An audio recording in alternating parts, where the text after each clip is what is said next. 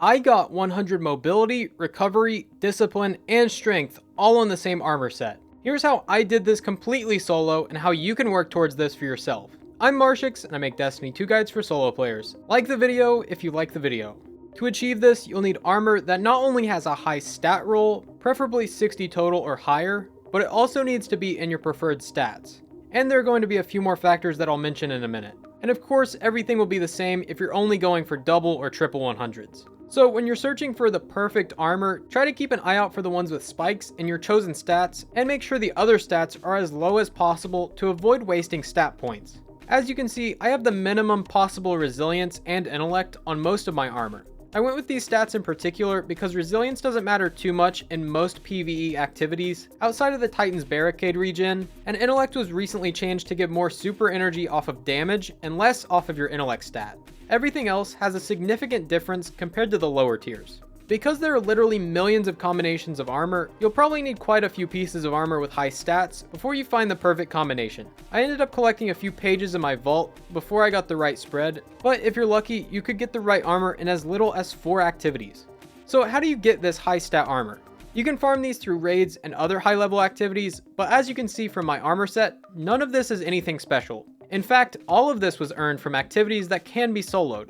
To start off, equip a ghost with an armor mod for your most preferred stat. In my case, it was recovery. This will cause all armor to drop with a minimum of 10 in that stat, and it has a higher likelihood of dropping with more than that. These mods drop randomly from picking up legendary gear. All powerful and pinnacle sources have a decent chance of giving you those 60 plus stat rolls. So all of the gold milestones on the directory are not useless after you reach the max power level. And you should continue to do these activities for more chances of insane armor. Most of these either have matchmaking or can be done solo, so anyone can take advantage of them. This also includes prime engrams, so be sure to keep an eye out for any good armor with your stat spread whenever you decrypt them. I believe I got my helmet from a prime engram. All exotics also tend to drop with much higher stats. Many exotics drop between high 50s and can go all the way up to a 70 total, unlike legendaries which are capped at 68. So that being said, soloing Legend and Master Lost sectors is a great way to farm tons of exotics that have a good chance to be in that 60 plus range. Nightfalls are also a good source of exotics, but Lost sectors let you choose between helmets, gauntlets, chest pieces, and legs. So if you're trying to throw in a specific exotic into your build, this is a good way to target farm the ones you want. Xur also sells decent stat spreads on his armor from time to time, so be sure to stop by on the weekends and check. The brand new Witch Queen campaign also gives you high stat armor by completing the higher difficulties, which are unlocked through Finch at rank 13 of the Throne World. Complete these on Hero for a match-made team, or run higher difficulties to get higher chances of armor and Ascendant alloys. But be sure to kill all of the champions that spawn in these missions, because just like Nightfalls, if you don't kill them, you won't get the full rewards. Empire hunts are almost identical to this too, and they're generally faster than the Witch Queen missions, and you get high stat armor alongside masterwork materials. Once again, do be sure to kill all of the champions to get the full drop rates. Dungeons are also a great place to get high stat armor. Grasp of Avarice, Prophecy, Pit of Heresy, and Shattered Throne can all give high stat armor from each encounter. However, Pit of Heresy is the best by far. The final boss is guaranteed to drop an armor piece with a minimum of 16 in 2 different stats.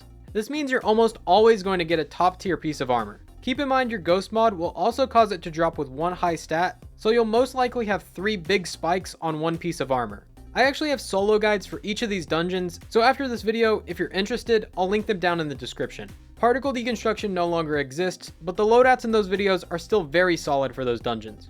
Then of course, for PvP players, you can get high stat armor from Trials of Osiris engrams, or by purchasing them straight from Saint 14. And Iron Banner can also drop high stat armor from collecting engrams from the Salad Man, completing matches, or by turning in bounties. There aren't a whole lot of these left in the game, but things like Master Vault of Glass can drop armor with a focus in a specific stat. Last season there were multiple ways to focus armor like this, but those have since been removed.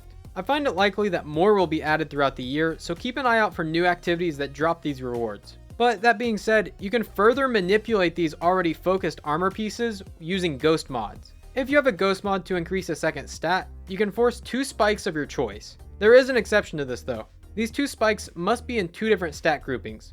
The first grouping includes mobility, resilience, and recovery, and the second grouping is discipline, intellect, and strength. If they are in the same group, one will be cancelled out entirely. So if you ever find yourself able to focus a recovery armor piece, be sure to only use a ghost with a discipline, intellect, or strength mod. These groupings also mean it's going to be much easier to create quadruple 100 builds using 2 stats from one group and 2 from the other group. One other reason I went with mobility, recovery, discipline, and strength. Now, armor will only get you so far in terms of stats. As you can see, it's still pretty far off. But there are a few things that you need to do to add on to armor to make getting these high stat builds much easier. But if you are finding this guide helpful, hit like down below to greatly help the channel. You can start by masterworking your armor. Doing this will be a little costly, so watch until the end of the video for fast ways to get those materials. Masterworking your armor will give you a +2 in every stat, which results in a +12 overall. Throw on a stat mod to further increase your armor by 10 points in whichever stat you choose. Now you'll need to get 2 specific Charge with Light mods from A-1. Her inventory is randomized every day, so check back often if you're still looking for these mods. The first one is Radiant Light to give you an additional 20 strength if you have another arc mod equipped. The other is Powerful Friends, which does the same thing, but it gives +20 mobility if you have another arc mod equipped. And these will activate each other, so don't worry about wasting mod slots. It doesn't stop there though. Subclasses are also able to increase your stats. Some of the fragments from your subclasses will give or even take away stats if you have them equipped. Right now, only Void and Stasis have these fragments, but Solar and Arc will soon be updated to have them too. The Void fragments that give additional stats are Echo of Expulsion for +10 intellect, Leeching for 10 resilience,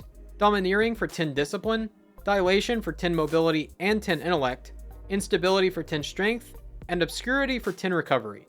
The Stasis fragments that give stats are Whisper of Durance for +10 strength, Shards for 10 resilience, Chains for 10 recovery, and Conduction for 10 resilience and 10 intellect. It's going to be very hard to tell which combinations of armor and mods you should use to get the perfect builds, so to simplify it, head over to D2 Armor Picker.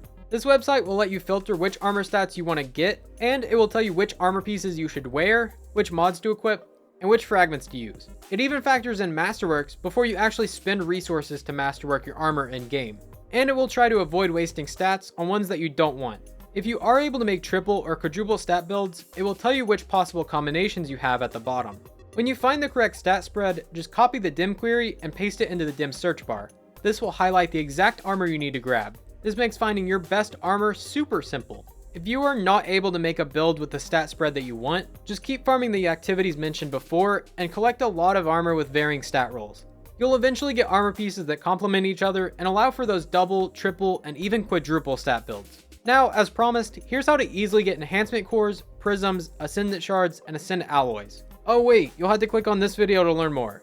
Thanks for watching, I'm Marshix, and I'll see you next time.